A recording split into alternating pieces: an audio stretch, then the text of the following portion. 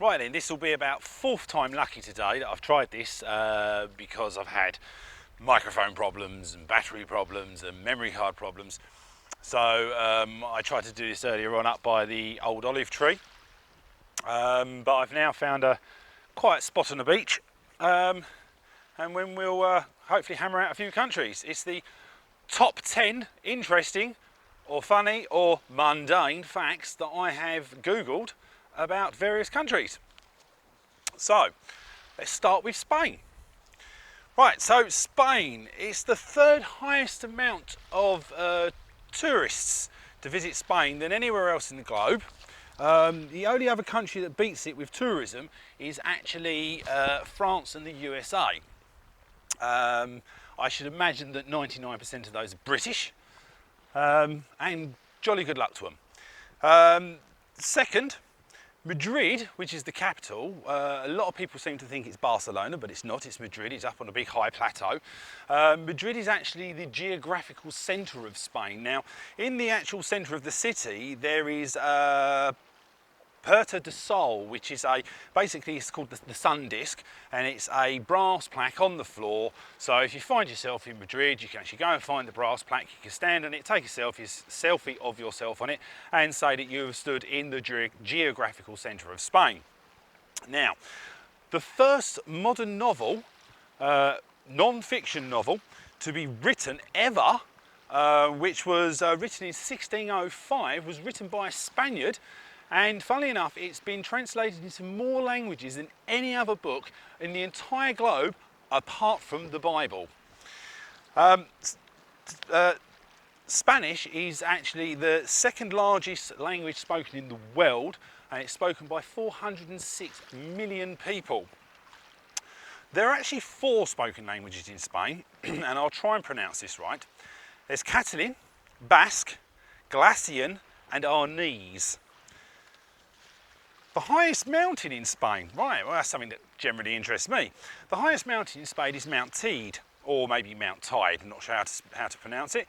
It stands at 3,718 metres tall, and it's not actually in mainland Spain, it's actually on the Canary Islands, it's specifically Tenerife. It's an active volcano, and over the years of it spewing out all its ash and stuff like that is the reason why Tenerife has black sand beaches. Spain has 44 World Heritage Sites, which is only outdone by Italy and China. Now, one of those, which I actually found quite funny, one of those heritage sites is the Sagrada Familia Cathedral in Barcelona. Now, the funny thing about this, and this is what tickled me to death, is it actually was started in 1882, so it wasn't that long ago. But the only thing is, it's due to be finished in 2026, so they've still not finished it, but it is still a World Heritage Site. Now, we have to thank the Spanish and their colonies for chocolate, because they brought chocolate over from the Americas.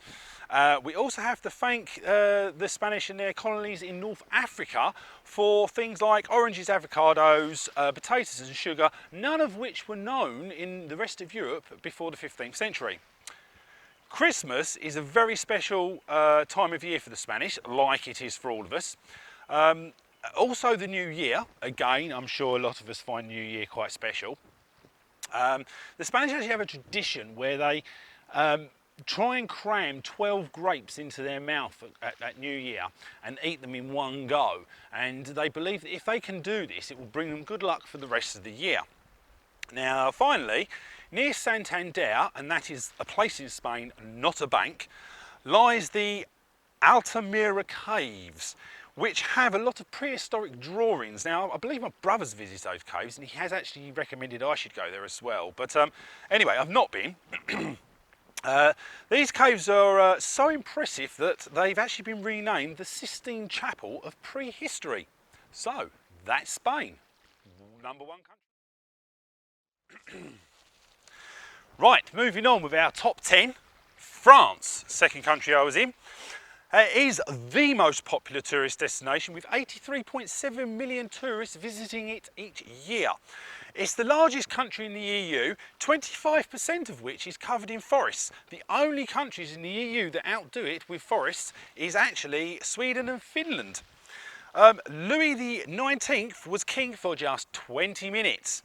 Now, he came to the throne in July of 1830, but abdicated in favour of his nephew, the Duke of Bordeaux. Liberate, never say this one. Liberate, you think, because I can speak French, or some French, I'd actually be able to get this right. Equality. No, that sounds more like Spanish, doesn't it? Right, let's try this again. Liberate, ek. Do you pronounce the hyphens? Elite. Right, so start again. Liberate, egality, and fraternity. Liberate, equality, and fraternity is the national motto of France and can be seen on coins, postage stamps, and government slogans. The French army was the first army in the world to use camouflage in the First World War in 1915. Inventions. Louis Braille. Now, I think you can see where this is going. Louis Braille developed the system of writing for the blind because he went blind as a child. Also, the stethoscope was invented in Paris, a Paris hospital, in 1816. France was the first country to ban supermarkets from throwing away food, and it's been doing that since 2016. They have to donate any food they're going to throw away to charity, which is something I know some of the supermarkets are doing in the UK, but I think that they have actually taken a good lead there, and it's something we should do more of. 1 million French people living near the Italian border actually speak Italian, not French. French is the second most spoken tongue after German, but before English, in the whole of Europe. So yep, you got it right. English is most spoken anywhere in Europe. Now this is quite a funny one that tickled me to death. It shows how nationalistic the French actually are. Some people might say up their own arses, but no, not really. It's just they're a proud nation. So at least 40% of the music played on private radio stations in France must be of French origin, or they're breaking the law, and that has been a law since 1996. It's a bit like if you've ever watched the Eurovision Song Contest and haven't gone to sleep, you'll notice that they are the only country that give their point system, their answers to their pointing in French. Every other country does it in English, and of course, you know, when it comes to United Kingdom, it is a nil point. Right, so swiftly moving on. Switzerland, the third country I went to. Now there's a bit of a theme running through this one. Switzerland. It produces the most chocolate in the world and is the world's biggest exporter of chocolate. They eat more chocolate compared to any other country in the world. It is the only country to have a square flag. I didn't know that, but apparently so. It has more than 1,500 lakes, and the highest peak is Defoe Peak at 15,199 feet. I haven't worked out what that is in metre. I will let you do that. Now here comes that running theme again. Chocolate makers, Henry Nestle and Daniel Peter invented milk chocolate. So we have to thank Nestle or Nestlé for milk chocolate, not Cadbury's. One of the highest paid professions in Switzerland is a school teacher. Albert Hofmann, a Swiss chemist, took the first acid trip in 1943. I wonder how that actually happened. Nescafe, the world's first instant coffee, was an invention of the Swiss. Tim Berners-Lee who is Swiss, invented the World Wide Web back in 1889. 1889? 1989, of course. Switzerland has the lowest crime rate in the world and the largest nuclear shelter. The Somberg Tunnel, it's called.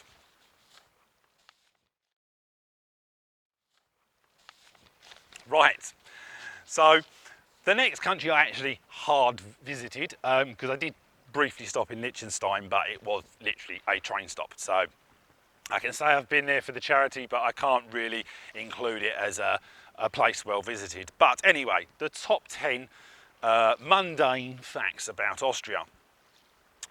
The word Austria comes from a Germanic. The word Austria comes from a Germanic word, Ostro, meaning east. The Austrian flag is one of the oldest national flags in the world. The sewing machine was invented by an Austrian called Joseph Mandelsberger. Oh, yes, and next, a quarter of the Austrian population lives in Vienna, or Vienna as we would know it. Vienna has the oldest zoo, founded in 1752. Ferdinand Porsche, founder of the Porsche car company, was an Austrian, not a German. I believe Hitler was as well. I'll have to actually check that one out. Arnold Schwarzenegger was an Austrian, but I think quite a lot of you knew that anyway. 62% of Austria is mountains. It's the tail end of the Alps. Postcards were invented in Austria. Austria ranks 45th in the world of economics by GDPR and is known for its architecture and castles. So there you go, that's Austria, done and dusted. Right. The last one I have for you, the last one tonight, as the sun is setting and I'd like to turn the camera around and take a few photos of that before the night's out, is Italy. Okay, so the next country I visited. Italy is the 5th visited country in the world, visited by 46 million tourists a year. The Vatican City in Rome is the smallest country in the world. So it's actually smaller than Liechtenstein, and believe me, Liechtenstein, I think you could do 3 steps and be across it. So the Vatican must be bloody small. I didn't actually go there. It would have been nice to actually, but I spoke to my brother about it, and we decided, because of time constraints and because there's so many countries I have to visit in 6 weeks, we thought, well, Rome, you can jump on an EasyJet plane and go back there anytime. So yeah, we'll probably do that at some point and go and see the Vatican. Right, so in Italy, their flag, green, white, red, on their flag represents hope, faith and charity. The Italian, I can't quite work this one out because Italy is really struggling in the economic union, in the euro, and it's one of the countries that, given half a chance, would probably pull out. And it's always supposedly, you know, you've got Greece that have had massive issues over the last sort of 5 or 6 years, and have been propped up heavily. And then apparently Spain and Greece have struggled as well. But apparently it's the 8th largest economy in the world. There is only 21 letters in the Italian alphabet. They don't have J, K, W, X or Y. Right, when you're walking down a street or going up a tall-rise building, or high-rise building I should say, it's not unusual to miss the 17th floor or the 17th house in the street.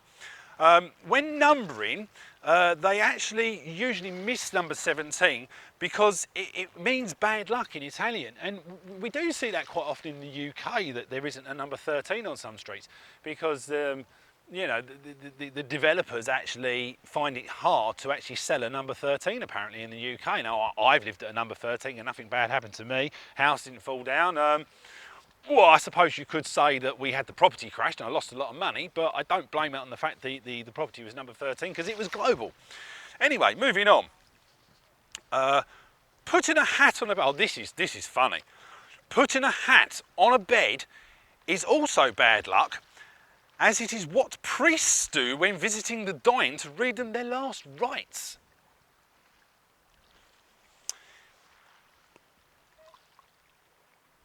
Ah, Italy has all three of Europe's active volcanoes.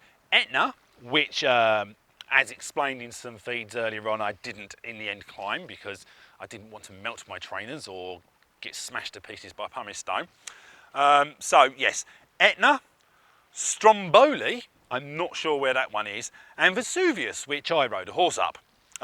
Didn't look very active to me, I must admit, but apparently it is one of the the third most active volcanoes. So therefore Italy has the most earthquakes. And tell you a little experience about that. My brother and I one day, many years ago, we was in our apartment in Chamonix, and funnily enough, we was watching Star Trek, and the Klingons were just about to attack the ship, and started firing their phasers, and suddenly the whole building shook, and we thought, well, we haven't got any fancy sound system or anything. What the hell's going on? So we whisked the curtains open, thinking there was this huge avalanche outside, and it was just totally peaceful. And we found out the next day that it was actually a big earthquake in southern Italy, and we felt it all the way up at the top of Italy in Chamonix, because Chamonix is where Italy, Switzerland, and France join. So yeah, I have felt an earthquake. Another funny one for you. In Turin, dog owners must walk their dogs 3 times a day or get fined. And you can get fined anywhere in Italy for eating or drinking on church steps. So you've been warned, don't go eating your packed lunch on church steps. So there you go. There's the top interesting or humorous or mundane, depending on how you see it, facts that I've Googled for Spain, France, Switzerland, Austria and Italy. So that's 5. I still have got to go with Slovakia, Croatia, Serbia and now Montenegro, and probably by the time I do this I will probably be down into Macedonia, so there will be another 5 coming at a future date. So enjoy the rest of your evening or day if you're seeing this in the morning, and I'm going to switch off now and take a few shots of that setting sun. Good night.